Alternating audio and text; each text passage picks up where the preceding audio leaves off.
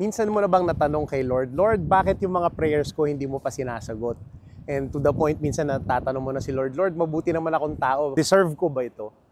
But I want you to watch this video kasi currently, we are here in Switzerland. At our backs is the Rhine Falls. Sobrang ganda. I'm here on a vacation together with my wife.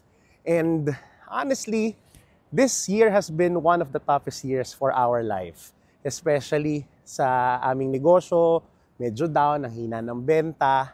And then we are praying and praying for so many things. Pero parang feeling namin parang hindi pinapakinggan, parang hindi pa rin umuusad.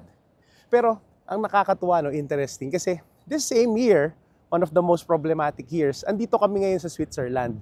And I want you to know, ako never in my imagination and wildest dreams na feeling ko makakapunta kami dito sa Switzerland. It just so happened that a good friend of ours who happened to own a travel agency gifted us this Swiss trip for free.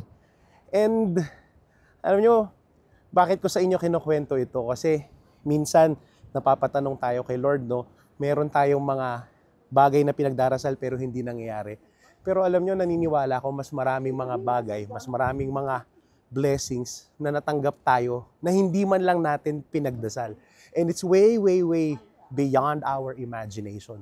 Sobrang ganda kumpara sa mga pinagdarasal natin. Yung iba nga hindi natin nai-imagine. And so, if you are this person, I want you to know that the Lord, you think may not be fair all the time. Pero alam mo si Lord, hindi naman siya fair. He is gracious. And while I was here, I was teary-eyed kasi nung tinitingnan ko yung Rhine Falls, I was so grateful for the Lord. Sabi ko, Lord, bakit kami binigyan ng ganitong trip? Hindi naman namin deserve to. Deserve ko ba to na merong ganitong tao na sobrang buti sa amin? And I want you to know this, that the Lord is faithful, that the Lord gives you more than what is fair. He is always gracious.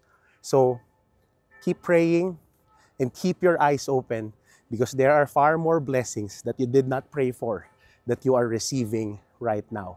So be grateful and thank the Lord for that.